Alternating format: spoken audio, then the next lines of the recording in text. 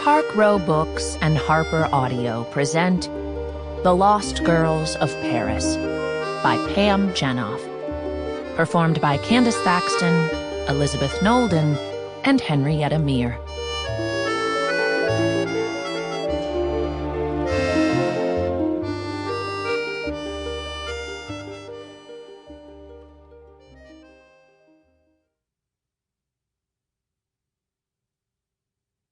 In wartime, truth is so precious that she should always be attended by a bodyguard of lies.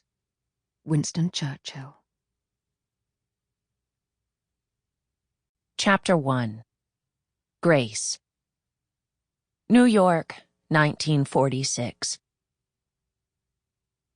If not for the second worst mistake of Grace Healy's life, she never would have found the suitcase. At 9:20 on a Tuesday morning, Grace should have been heading south on the first of two buses she took to get downtown, commuting from the rooming house in Hell's Kitchen to the Lower East Side office where she worked. And she was on her way to work, but she was nowhere near the neighborhood she had come to call home. Instead, she was racing south on Madison Avenue, corralling her corkscrew hair into a low knot. She quickly removed her coat despite the chill so she could take off her mint green cardigan.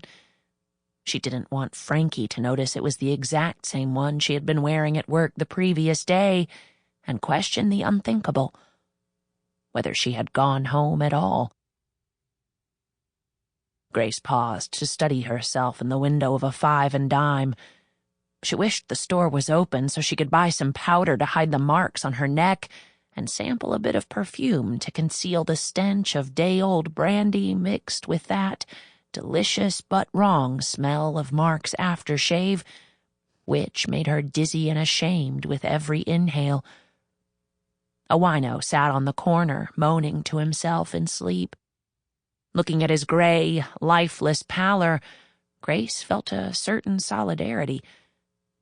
From the adjacent alley came the banging on a trash can, a sound marching in time with the thudding in her own head. The whole city of New York seemed green and hungover. Or perhaps she was confusing it for herself. Sharp gusts of February wind cut across Madison, causing the flags that hung from the skyscrapers above to whip furiously. An old crumpled newspaper danced along the gutter. Hearing the bells of St. Agnes's toll 9:30, Grace pressed on, her skin growing moist under her collar as she neared a run. Grand Central Terminal loomed hulking ahead. Just a bit farther and she could turn left on 42nd Street and catch an express bus downtown on Lexington. But as she neared the intersection at 43rd, the street ahead was blocked. Police cars sat 3 across, cordoning off Madison and preventing anyone from going farther south.